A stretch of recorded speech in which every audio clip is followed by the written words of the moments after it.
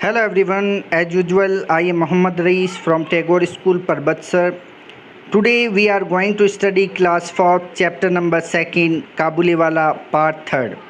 In our previous video, we have studied this chapter and solved a question of this chapter, question number A. And today we are going to solve the rest of the questions of this chapter. So let's start from question number B.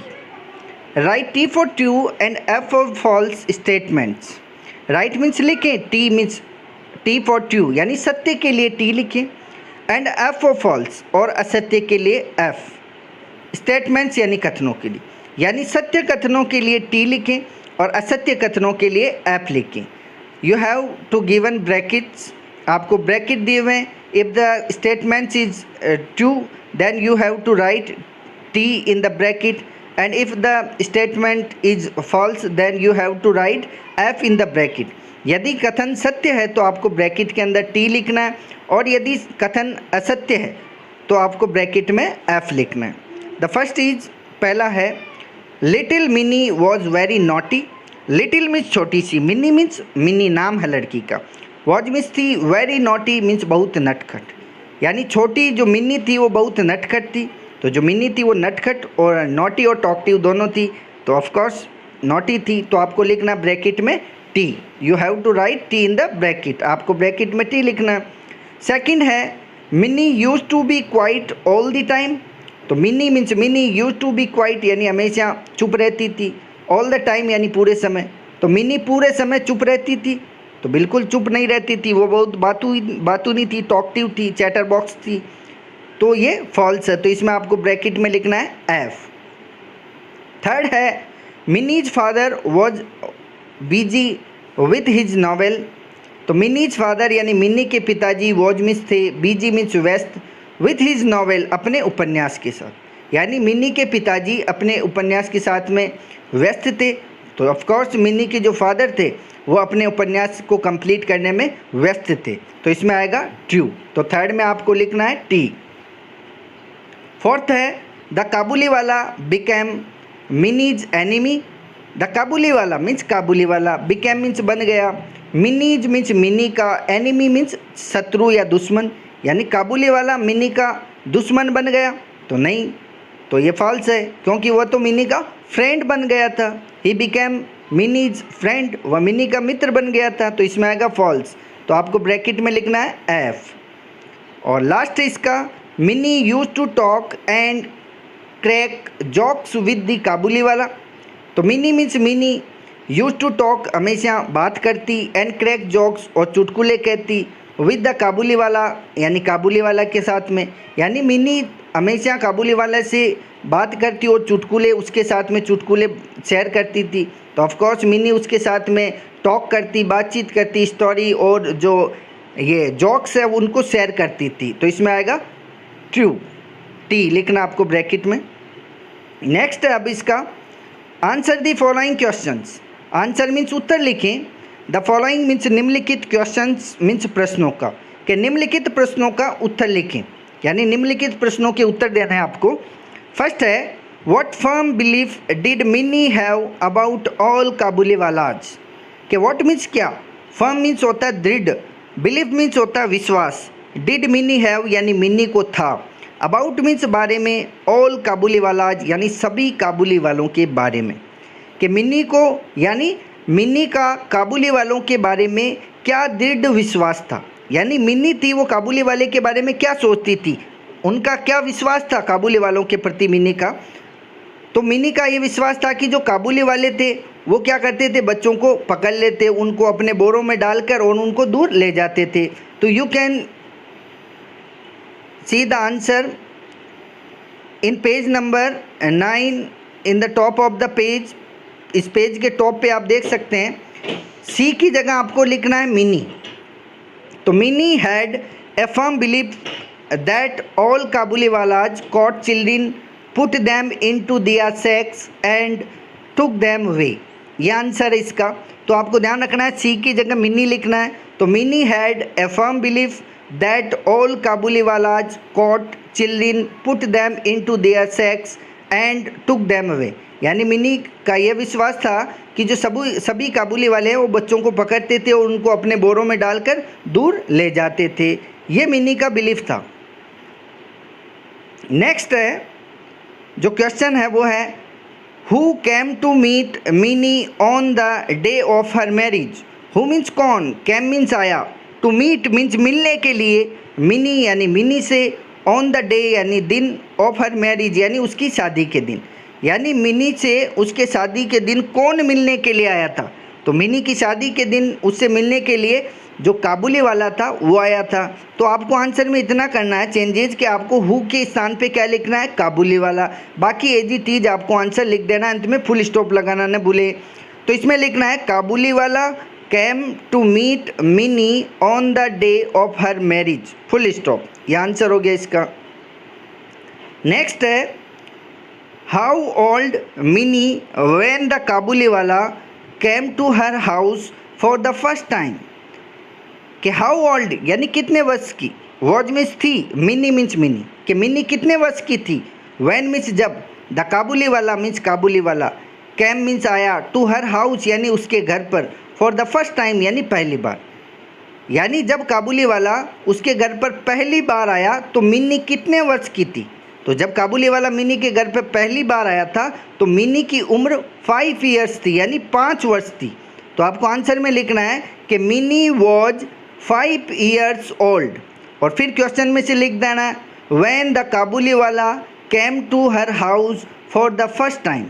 तो answer इस प्रकार से लिखें कि Mini was 5 years old when the Kabuliwala came to her house for the first time, full stop. Last है what did the Kabuliwala say to Mini's father on the day of her marriage. तो what means क्या, did the Kabuliwala say यानी काबुली वाले ने कहा, to Mini's father यानी mini के पिता को, on the day of her marriage यानी उसकी शादी के दिन। यानी काबुली वाले ने मिनी के पिताजी को उसकी शादी के दिन क्या कहा था।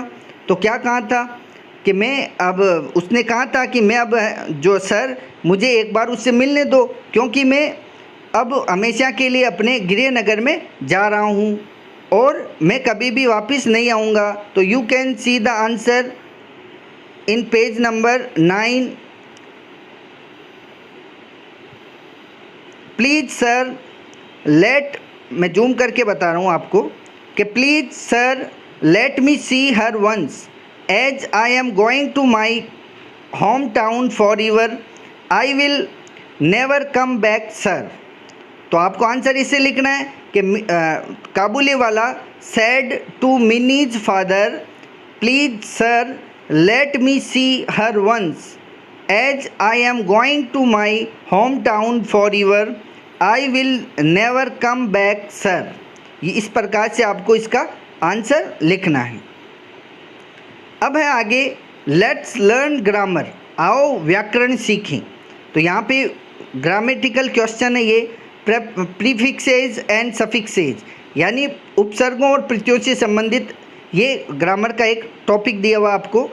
यानी आपने प्रत्यय उपसर्ग के बारे में सुना होगा कि उपसर्ग वे शब्द होते हैं जो किसी अन्य, यानी उपसर्ग वे शब्द होते हैं या अक्षर होते हैं जो किसी शब्द के आगे जुड़कर एक नया शब्द बनाते हैं।